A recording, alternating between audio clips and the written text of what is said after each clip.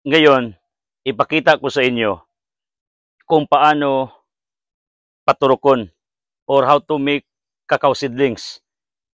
Yung liso na hindi iditso sa polyethylene bag, kundi dadaan muna dito sa ating this is galon.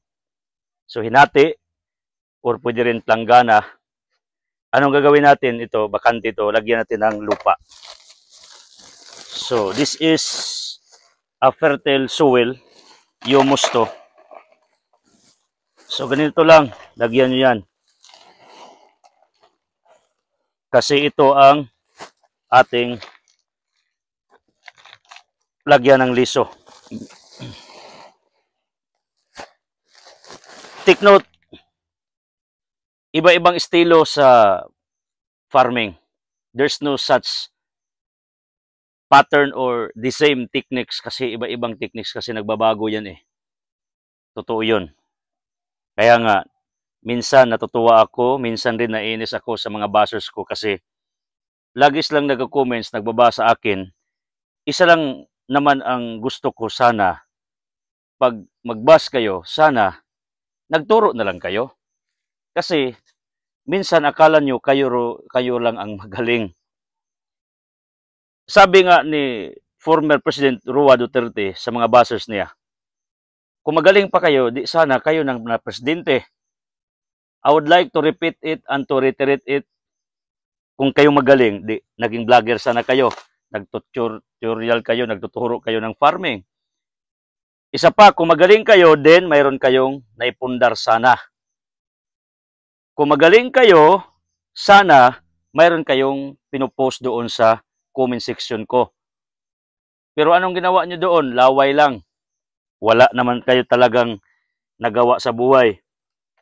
Kasi sa psikolohiya, yung mga taong may pigati sa sarili, Matthew chapter 12, what your heart is feeling, what your heart is having, in other words, anong naramdam, anong naroon sa puso, your mouth speaks.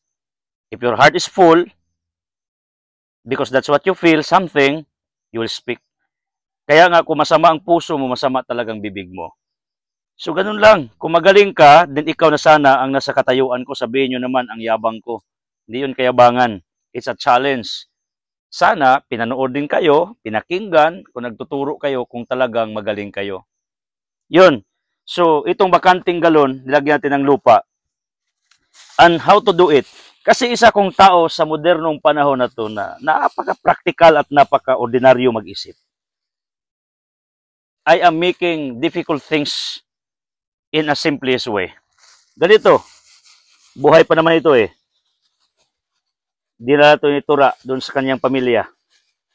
Sinipsip at saka binalik dito kasi ang kailangan natin yung yung binhi man lang. Ito ba?